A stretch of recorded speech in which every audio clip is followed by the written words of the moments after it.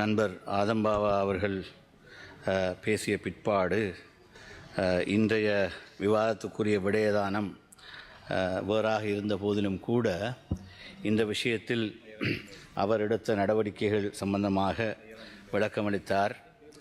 அதற்கு மேலதிகமாக ஆளும் தரப்பு உறுப்பினர்கள் சுகாதார அமைச்சரை சந்தித்ததை போன்று நேற்று காலையில் நாங்களும் எதிர்க்கட்சி உறுப்பினர்கள் முஸ்லிம் பாராளுமன்ற உறுப்பினர்கள் நிறைய பேர் அவரை சந்திப்பதற்கான வாய்ப்பை தந்திருந்தார். அந்த சந்திப்பின் போது எங்களுக்கு அவர் இந்த இடமாற்றம் என்பது தற்காலிகமானதுதான், அது நிரந்தர தீர்வல்ல என்று சொல்லியிருந்த போதிலும் கூட நாங்கள் அவரிடமும் நண்பர் ஆதம்பாவா போன்றவரிடமும் எதிர்பார்ப்பது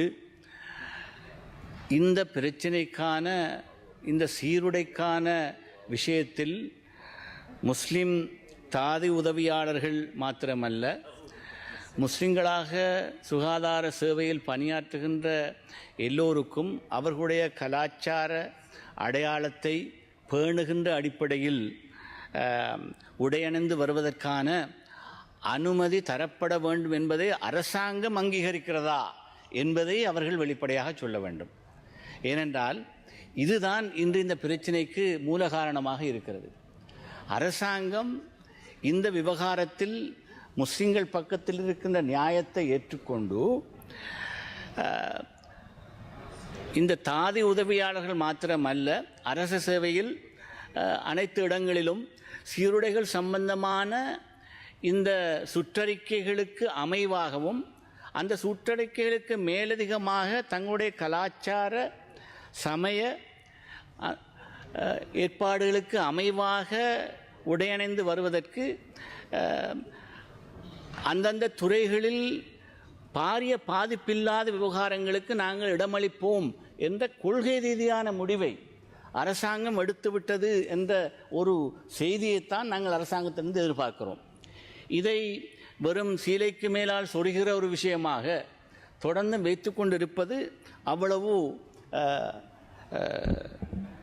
நாகரிகமான விஷயமும் அல்ல, அது ஆபத்தானதும் கூட என்பது நாங்கள் இந்த சமூக வலைத்தளங்களின் ஊடாக கருத்து பரிமாணங்களை பார்க்கின்ற போது எங்களுக்கு தெரிகிறது.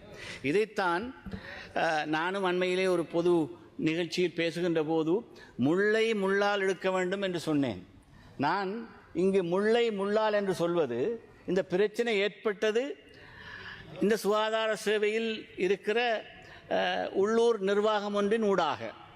எனவே அந்த உள்ளூர் நிர்வாகம் என்ற முள்ளை எடுப்பதற்கு அரச மேலிடம் என்கிற அடுத்த முள்ளை பாவித்துத்தான் அதை நாங்கள் எடுக்க வேண்டும். எனவே அரச மேலிடத்தின் உண்மையான தலையீடு இந்த பிரச்சனையை முளையிலே கிள்ளி எறிவது என்பதாக இருந்தால் அதை மிக ஆபத்தில்லாமல் செய்து முடிப்பதற்கு இருக்கின்ற ஒரே ஒரு வழி இந்த சுற்றறிக்கையில் இருக்கின்ற இந்த குறைபாடுகளை அவர்கள் நீக்குவதற்கு நாங்கள் கொள்கை ரீதியாக முடிவெடுத்து விட்டோம் என்பதை அறிவிக்க வேண்டும். அதை செய்வதற்கு ஒரு சில நாட்கள் அல்லது வாரங்கள் தாமதமானாலும் இந்த பதட்ட நிலை தணிவதற்கு அது மிக அவசியமான விஷயம் என்பதை நாங்கள் சொல்லி வைக்க விரும்புகிறோம். எனவேதான் இங்கு நான் சுட்டிக்காட்ட விரும்புகிறேன். This Public Administration Circular 13 of 2019. This was an overriding public administration circular which also applied to the health sector subject to their uniform requirements. There it very clearly laid out in detail about what the female officers should wear, particularly dressed in sari or Candian sari or sari or any other appropriate and modest attire so as to preserve the dignity of the public service. An officer should always be dressed in a manner which exposes the full face except ears and causes no inherent hindrance to provisions made with regard to public security.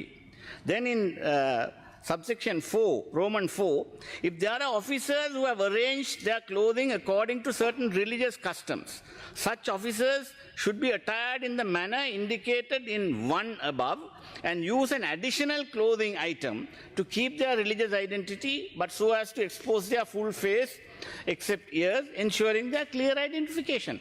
இந்த சுற்றறிக்கையை 2022 மாற்றுவதற்கு எடுத்த தீர்மானம்தான் இன்று அதை வாய்ப்பாக பாவித்துத்தான் இந்த கல்முனை வைத்தியசாலை நிர்வாகம் இந்த நெருக்கடியை உருவாக்கி இருக்கிறது என்பது மிக தெளிவான விஷயம். எனவே இதற்கு இந்த பழைய சுற்றறிக்கையை மீள கொண்டு வருகிறோம் என்று அறிவித்தாலே போதுமானது. அதை கேன்சல் பண்ணிவிட்டு பழைய சுற்றறிக்கையை மீள அறிமுகப்படுத்துவது மாத்திரம். இப்படி ஒரு சின்ன விஷயத்தை செய்வது மூலம் இந்த பாரிய ஒரு குழப்ப நிலையை தவிர்ப்பது என்பது அரசாங்கத்திற்கு மாத்திரமல்ல, சகலருக்கு, இந்த நாட்டிலே சமாதானத்தை விரும்புகிற அனைவருக்கும் தேவையான விஷயம். நான் இன்னும் ஒரு விஷயத்தை சொல்ல வேண்டும். நண்பர் ஆதம்பாபா சொன்னார், அதை நான் ஏற்றுக்கொள்கிறேன். கல்முனையில் இன முரண்பாடுகள் ஆங்காங்கே இருந்தாலும் கல்முனை வடக்கு வைத்தியசாலையிலும் சில விஷயங்கள் சம்பந்தமாக நடந்த விஷயங்களை நாங்கள் பாராட்டி பேசத்தான் வேண்டும். அங்கு நோன்பு காலங்களிலே நோன்பு திறப்பதற்கு, கூட்டாக முஸ்லிம்கள் நோன்பு திறப்பதற்கும் அனைத்து இன சகோதரர்களும் சேர்ந்து நோன்பு திறப்பதற்கான ஏற்பாட்டை கல்மு வடக்கு நிர்வாகம் செய்திருந்தது. அதை நாங்கள் வரவேற்கிறோம், பாராட்டுகிறோம். அதே போல அங்கு முஸ்லிம்கள் தொழுவதற்கான தொழுகை அறைக்கான ஏற்பாடும் செய்யப்பட்டிருக்கிறது. அதையும் நாங்கள் பாராட்ட வேண்டும், வரவேற்க வேண்டும். எனவே குற்றங்களை மாத்திரம் சொல்லிக் கொண்டிருப்பதல்ல, குற்றங்களுக்கு அப்பால் இது குற்றம் என்று சொல்வதல்ல, இது ஒரு தவறு நடந்துவிட்டது, இந்த தவறை திருத்த வேண்டும்.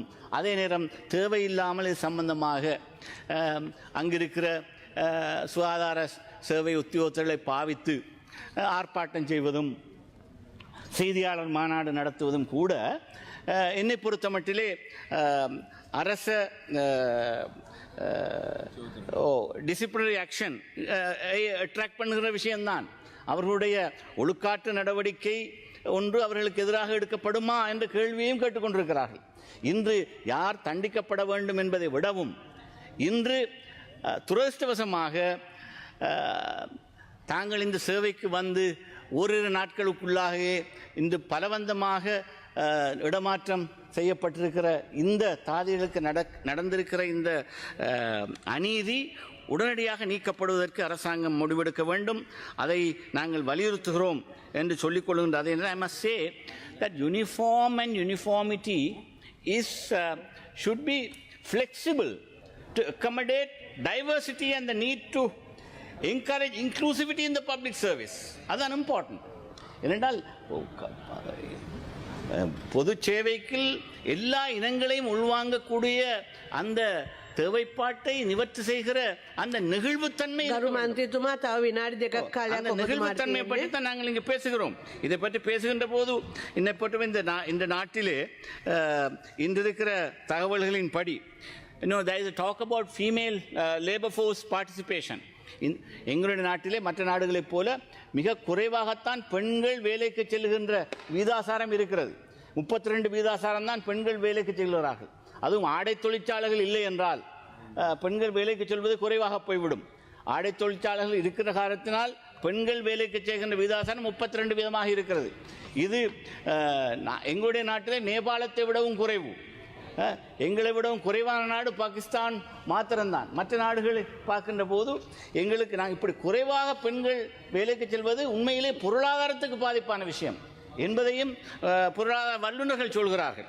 இந்த நாட்டிலே அதற்கிடையிலே இன்று இருக்கிற ஃபீமேல் லேபர் ஃபோர்ஸிலே பௌத்தர்கள் 83% இருக்கிறார்கள், இந்துக்கள் 10% இருக்கிறார்கள். ஆனால் முஸ்லிம்கள் 4.3% மாத்திரம்தான் இருக்கிறார்கள். அதிலும் பெரும்பான்மையானோர் கல்வி சேவையில் ஆசிரியர்களாக பணியாற்றுபவர்கள் என்பது எல்லோரும் அறிந்த விஷயம். இப்போ தாதியர்களாக வருவதற்கு இப்போதுதான் ஆரம்பித்திருக்கிறார்கள். நிறைய பேர் இருந்தாலும் அதுவும் கிழக்கு மாநிலத்தில் தான் கூடுதலான பேர் இருக்கிறார்கள். இன்னும் நடக்கிற அநியாயம் என்னவென்றால், சில கிழக்குமான வைத்தியசாலைகளில் இருக்கிற பெண் ஊழியர்கள் தாங்கள் இந்த தங்களுடைய தலையை மூடி இந்த உடுக்கிற இந்த ஹிஜாப் சம்பந்தமாக இருக்கிற பிரச்சனையின் காரணமாக அதை எல்லா வைத்திய உயரதிகாரம் கண்டுகொள்ளாமல் அவர்களுக்கு அதை அவ்வாறு பின்பற்றி கொண்டு வருகிறார்கள். ஆனால் வெளியிடங்களுக்கு போகின்ற போது ஆம்புலன்ஸுக்குள்ளே அவர்கள் தங்களுடைய தலையை மூடியிருக்கிற ஹிஜாபை கலட்டி விட்டு வேறு வைத்தியசாலைக்கு போக நிர்பந்திக்கப்படுகிறார்கள். அப்படியான பயத்தில் பீதியில் தான் அவர்கள் இந்த தொழிலில் ஈடுபட்டுக் கொண்டிருக்கிறார்கள் சுட்டிக்காட்ட வேண்டும். எனவே இதற்கு முழுமையாக இந்த தீர்வை அரசாங்கம் உடனடியாக தருவதற்கு ஒரு அறிவிப்பை செய்ய வேண்டும் என்று கேட்டுக்கொள்ள விரும்புகிறேன் என்று சொல்வதோடு, நேற்று எங்களுக்கு அதற்காக வாய்ப்பளித்த அமைச்சருக்கு நன்றி கூறுகிற அதே நேரம் அவர் இதை அரசாங்கம் மக்கள் சீலைக்கு மேலே சுருகிறது என்று பொருள் கொள்ளாமல் உண்மையிலேயே தீர்வை தருவதற்கு தயாராக இருக்கிறது என்பதை வெளிப்படையாக சொல்ல வேண்டும் என்று கூறி விடைபெறுகிறேன். நன்றி. The Pioneer News website is based in Sri Lanka.